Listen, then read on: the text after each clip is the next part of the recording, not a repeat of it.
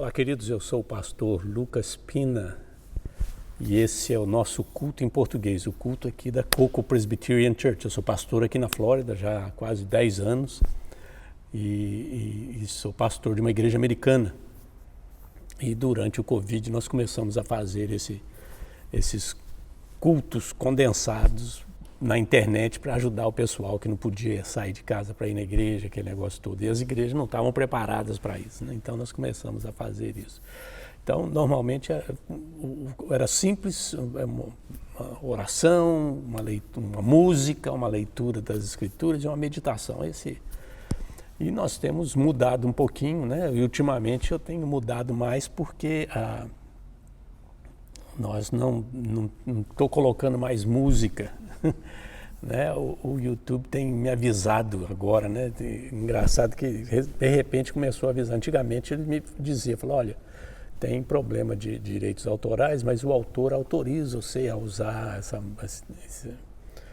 a música dele e vai rodar propaganda durante a música. Então, tudo bem, eu não estou fazendo dinheiro com isso, né? Não estou ganhando dinheiro com isso. Então, tudo bem, desde que eu não tivesse problema com o YouTube, né? Agora, ultimamente, eles começaram a falar, olha, o fulano de tal reclamou, então começaram a mandar e-mail para mim, que fulano de tal, ciclano e tal, de direitos autorais, aquele negócio todo. Então, começou a mandar vídeo, coisas antigas que eu tinha feito em 2022, 2019. Falei, eu quero saber de uma coisa, eu vou parar antes que eu tenha problema com o YouTube, né? Se muita gente começa a reclamar, aí eu vou ter problema com o YouTube. Então parei, não estou pondo mais música, então é só a nossa conversa aqui, né? Mas o objetivo aqui é te abençoar, o objetivo aqui é orar por você e trazer uma palavra de Deus para você. Então esse é o nosso objetivo, nós estamos cumprindo o objetivo, com música ou sem música, né? Eu gostaria muito de poder cantar, mas não canto, né? E nem canto mais, né? Então, é só a palavra mesmo. Então, deixa eu fazer uma oração por você. Pai, nós te agradecemos pela tua presença aqui conosco, mesmo através da internet, através da distância. Nós sabemos que o teu Espírito está tanto aqui comigo, como está lá com as pessoas que estão nos assistindo. E nós pedimos que o Senhor as abençoe, que o Senhor as guarde, as proteja, guarde a família, protege a família, Senhor.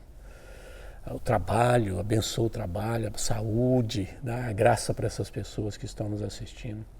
Que o Senhor possa realmente trazer uma palavra edificante para elas, uma palavra transformadora, uma palavra que encorajadora, Senhor, para a vida cristã.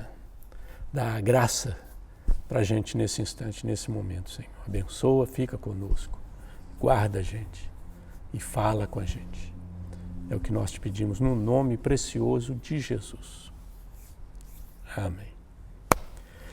Queridos, nós já estamos terminando, né? Nós estamos na fase final aqui. Eu vou fazer mais mudanças nesse projeto nosso aqui, mas eu começo uma série, aí quando eu penso em fazer a mudança, eu estou no meio da série. Eu falo, agora você não pode mudar nada, você fica firme aí e mantenha, né, a série. Então, eu estou fazendo uma série baseada lá em João, capítulo 15, aquele texto extraordinário de Jesus e a videira. E eu gostaria de compartilhar com vocês. Deixa eu só acertar meu tempo aqui.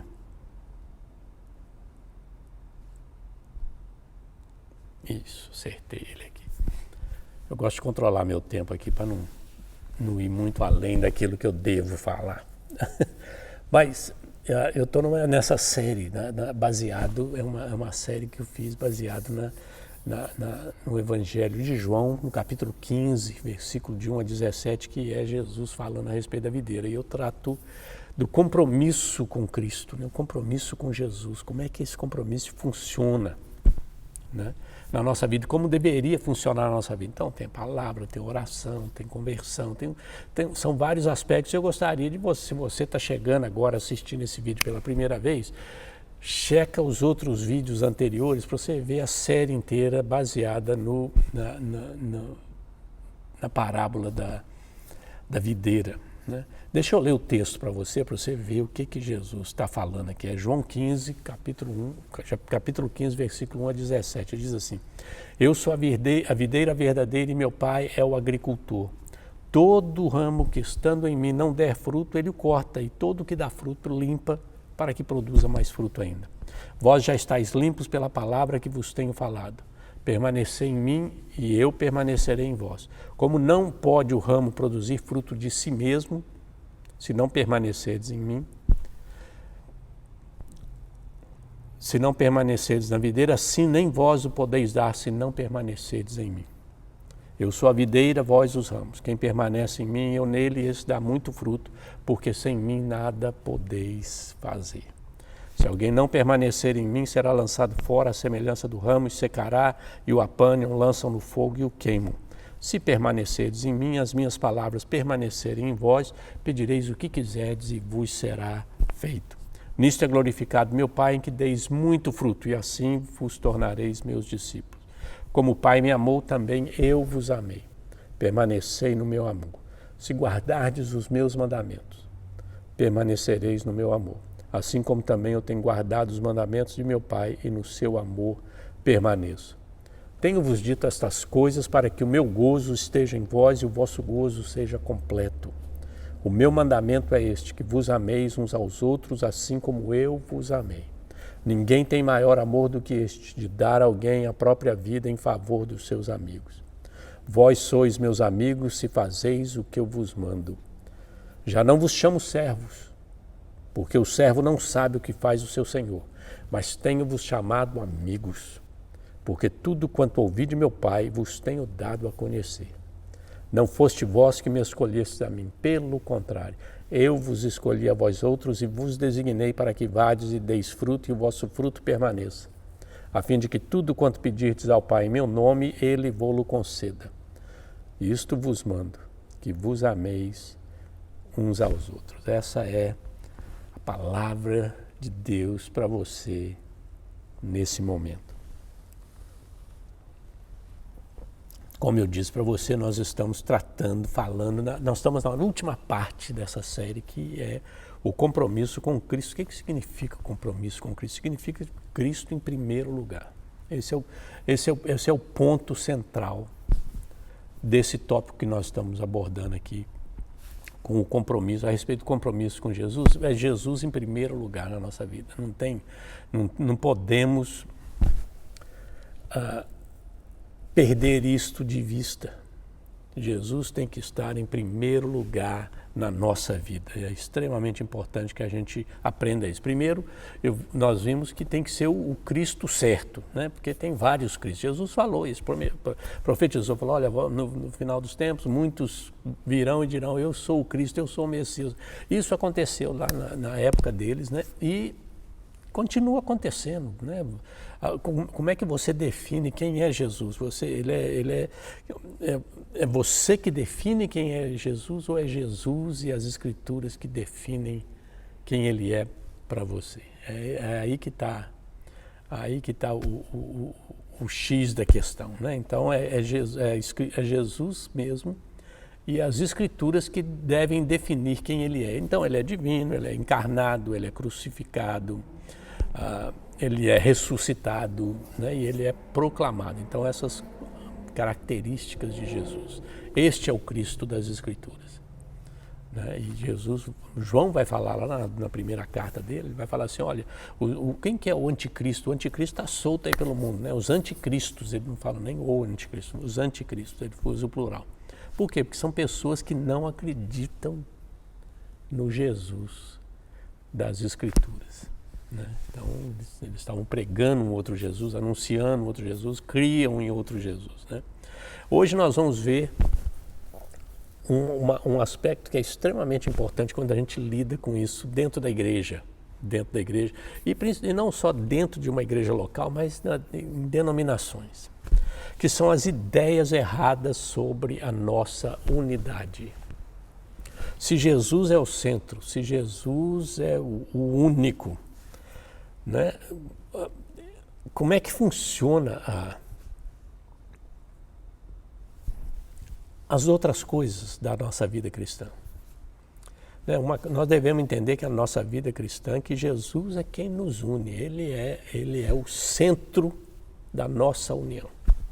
Ele é a nossa conexão, é por isso que ele fala assim, os ramos estando em mim, né? Então os ramos têm que estar nele, não é ramo no ramo. O que a gente tem visto hoje é ramo no ramo, no ramo, no ramo, vai, né, vai conectando, mas o negócio está em Jesus. Então é Jesus que, eu sou a videira, vocês são os ramos, é Jesus que nos une. Somos uma igreja porque estamos conectados com Ele, é isso que faz uma igreja. O que faz uma igreja é a nossa conexão com Cristo, todos nós conectados com Cristo. E aí, é claro, quando estamos conectados com Cristo, vamos estar conectados uns com os outros. Mas às vezes nós pensamos que somos uma igreja por causa de nós. Depois vem Jesus. É o que a gente quer, é o que a gente gosta, né? E algumas pessoas acreditam que a igreja começa com as pessoas, quando elas se reúnem. E Jesus vem para completar o processo.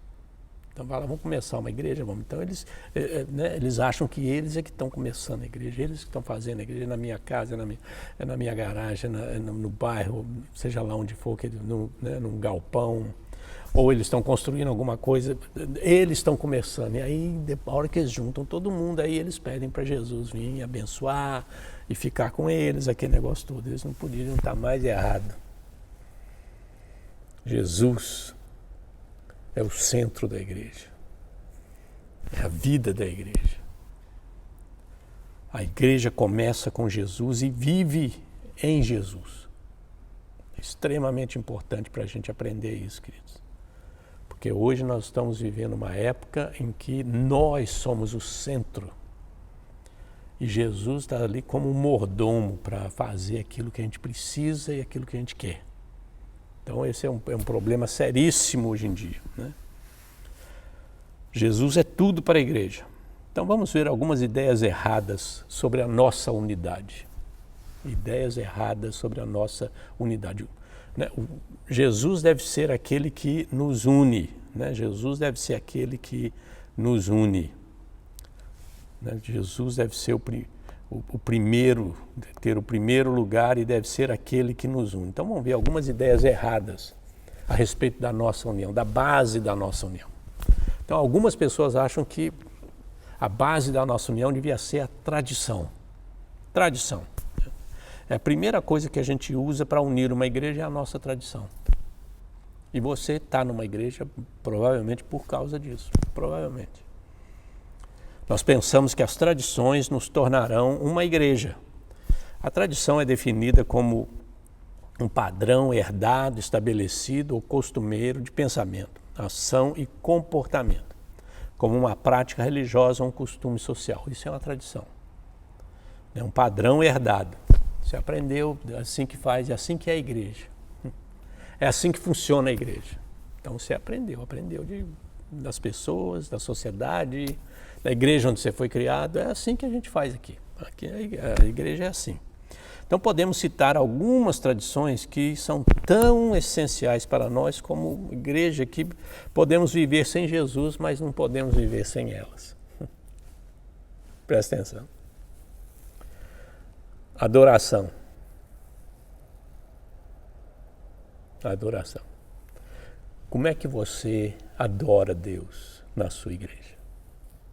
Primeiro na sua vida, você tem a sua própria tradição. Você levanta a mão, fecha o olho, canta, assobia, medita, ora, ajoelha, fecha os olhos para orar. Tradição. Você aprendeu em algum lugar que assim é que faz. Você nunca checou para ver se é assim mesmo. Então como é que você adora? Né? Música, instrumentos. Né? Como é que funciona? Que tipo de música você canta na tua igreja? Contemporânea, música evangélica, os hinos, o coral cantando, é o coral, é o órgão, se não tiver o órgão, não, tem que ter a guitarra, e o cara tem que fazer solo, fazer careta, senão não vale.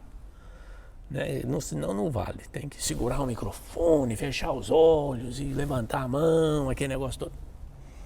Como é que funciona isso? Tem instrumento? Tem igreja que não tem instrumento. A tradição da igreja é cantar sem instrumento. Tem igreja que não canta, não tem nem inário, não tem nem cântico, é só os salmos da Bíblia. Só canta os salmos da Bíblia. Né? É uma tradição. Não é ruim não, mas é uma tradição. Arranjos, como é que a igreja tua é meio circular, é tudo reta, o púlpito na frente, tem púlpito, o púlpito está no meio, está do lado.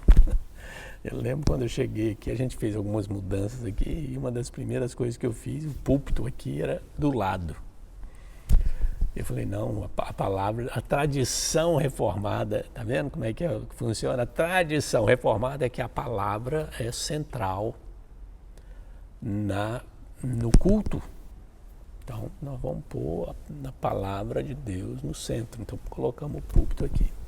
Mas colocamos de tal forma que ele desliza.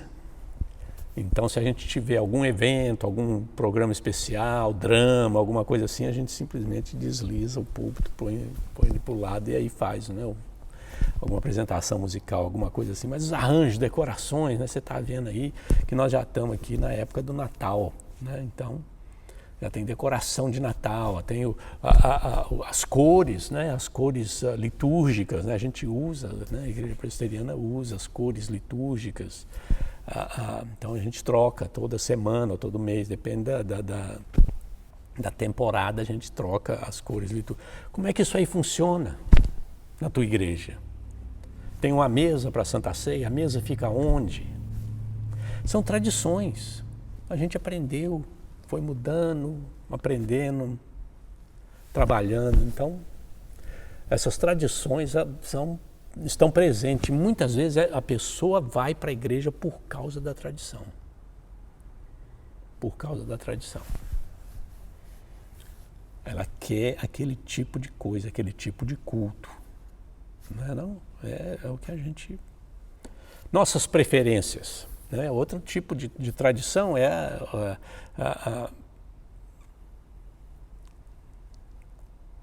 outro tipo de unidade na igreja, né? Porque muitas vezes a tradição é uma unidade. Une as pessoas. Né? A pessoa gosta desse tipo de culto, gosta desse tipo de gente, gosta desse tipo de coisa. Então, né? Então a tradição... Outra coisa que une é a preferência. Do que você gosta? Né? A igreja funciona, o meu relacionamento com Deus funciona através das minhas preferências. Eu vou me unir a um grupo por causa das minhas preferências. Essa é a segunda ideia errada para ser uma igreja, é enfatizar as nossas preferências, as coisas que nós gostamos. Eu gosto de programa jovem. Tem que ter programa jovem. Eu gosto de um culto contemporâneo. Não, eu gosto de um culto tradicional. Minha preferência. É isso que faz a igreja. É a minha preferência que me une. E vai me unir no grupo que eu for. Uma igreja da mesma classe social. Uma igreja da mesma classe social.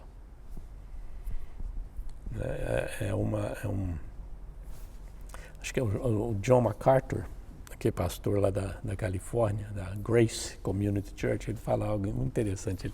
Ele chama isso de... como é que chama o zip code no Brasil? Estou tentando lembrar como é que é o zip code no Brasil, mas aqueles números do endereço. Então ele fala assim que são igrejas formadas por aquilo. Então o pessoal aqui faz pesquisa antes de montar uma igreja. Eles fazem pesquisa para ver que tipo de gente eles querem. E aí eles vão fazer pesquisa para ver onde é que eles vão achar esse tipo de gente.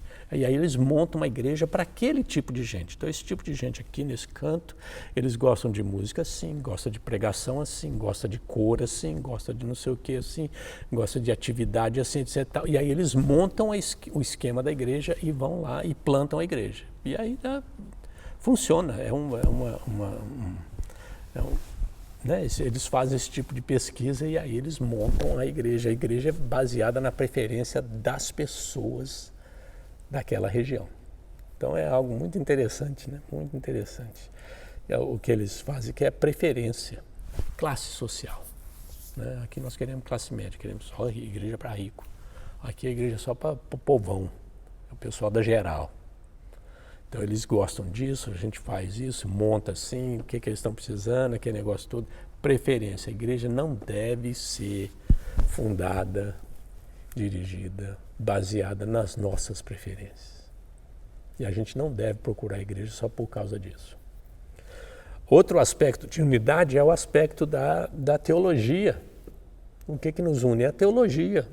Não, a gente praticamente a gente vai para a igreja baseado muitas vezes na preferência pessoal, na tradição, isso é importante.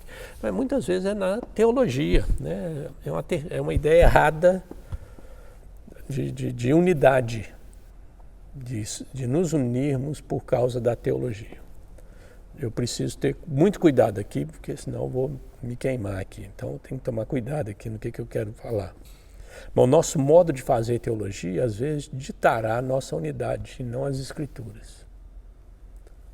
É a nossa teologia e não as escrituras que vai ditar o nosso modo. Então a gente tem o problema o aspecto liberal, teológico liberal e com o ortodoxo, né, tradicional. Então esse é um problema, né? O outro problema é que a gente vê, né, forma de governo, forma de batismo que briga por causa de água. Não? É um trem assim, absurdo, e o sujeito não vai, né? Como é que vocês batizam aí? Tem muita água ou pouca água? O batismo é um símbolo. Então não importa se tem muita água ou pouca água, o símbolo é que é importante. É que nem a bandeira, né? Não importa o tamanho da bandeira, a bandeira é a bandeira. Se ela for pequena, ela vai continuar sendo bandeira e representando o país. Se ela for grande, ela vai continuar sendo bandeira representando o país. Não é o símbolo, mas a turma briga por causa de água. Tem que mergulhar 3 vezes, não sei o que. Não, só pode aspergir. E é só uma vez. Não, aspergir só 3, tem que aspergir 3 vezes. Não, tem que só molhar, respingar. Não. E briga e divide a igreja por causa de um trem desse, né? Dons espirituais. Que confusão, né? Não, tá aí, tem os pentecostais, tem os conservadores. E a base da unidade está em coisas que são superficiais para a unidade. A nossa unidade deveria ser em Cristo Jesus. A unidade da igreja é Cristo Jesus. Não é a tradição, não são as nossas preferências, não é a nossa teologia. É Jesus Cristo. Jesus está aqui. Ele é adorado. Ele é servido aqui. Ele é obedecido aqui. É Jesus que nos une. E a igreja seria muito melhor e avançaria muito mais se a nossa união, se a base da nossa união fosse Jesus. Jesus fosse o primeiro. Eu não estou reclamando de a gente gostar de outras coisas, ter tradições diferentes, teologias. Mas Jesus tinha que ser o primeiro. E muitas vezes essas coisas tomam o lugar de Jesus e se tornam as coisas principais que nos unem, em vez de ser Jesus. Olha o que Jesus falou a respeito das preferências humanas e das tradições. Lá em Marcos, tem um texto extraordinário que Jesus fala. Ele está sentando a pôr nos fariseus, né? Mas em Marcos capítulo 7, versículo 8 e 9, ele fala assim: negligenciando o mandamento de Deus, guardais a tradição dos homens. E disse-lhes ainda, Jesus falando, jeitosamente rejeitais o preceito de Deus para guardardes a vossa própria tradição. Jeitosamente rejeitais.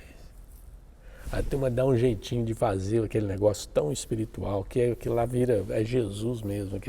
E eles põem de tal forma, eu falo, isso aqui é essencial para a vida cristã. Você precisa ter isso aqui, porque se você não tiver isso aqui, não tem vida cristã, não tem isso.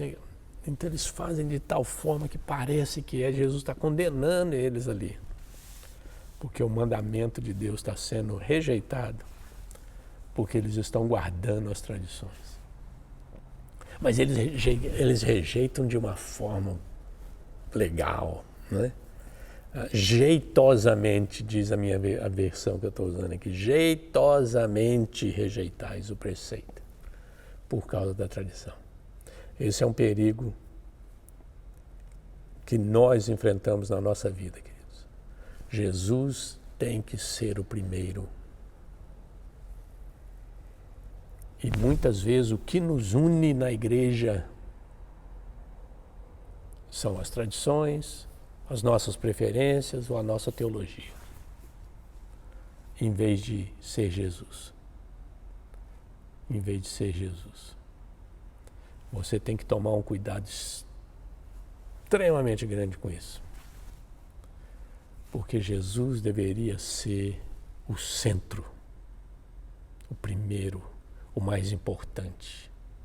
Aí as tradições são importantes, são válidas, saber teologia é importante, estudar as escrituras, você ter gosto, ter preferência de adoração ou de outras coisas, de programa, de atividade, essas coisas não tem problema, enquanto elas estão em segundo, terceiro, quarto lugar.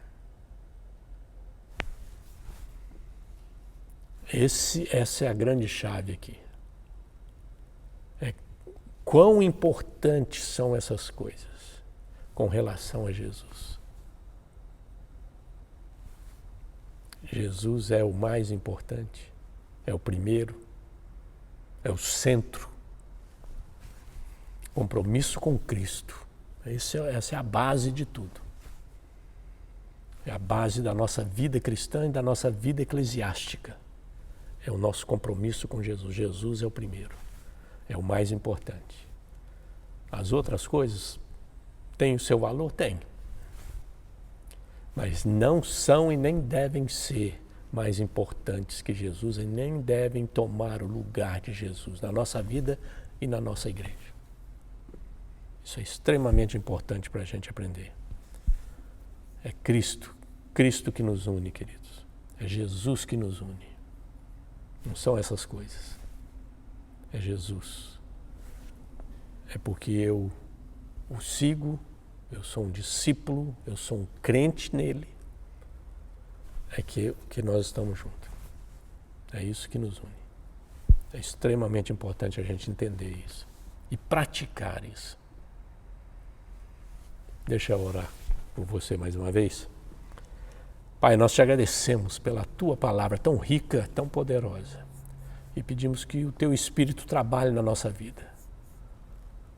E coloque Jesus em primeiro lugar, no centro da nossa vida e da nossa vida, não só pessoal, mas na nossa vida como igreja. Dá graça para a gente praticar. Estarmos atentos a não deixar que coisas, atividades, ideias sejam mais importantes do que a pessoa de Jesus. É o que nós te pedimos, no nome dele, Senhor e Salvador. Amém. Queridos, mais uma vez, muito obrigado por ter vindo, assistido. Não se esqueça de se inscrever no nosso canal. Não se esqueça de se inscrever no nosso canal. Vai lá, se inscreve aí. Compartilhe com os teus amigos, teus familiares, pessoal lá da igreja. Ajuda a gente a abençoar outras pessoas através desse ministério.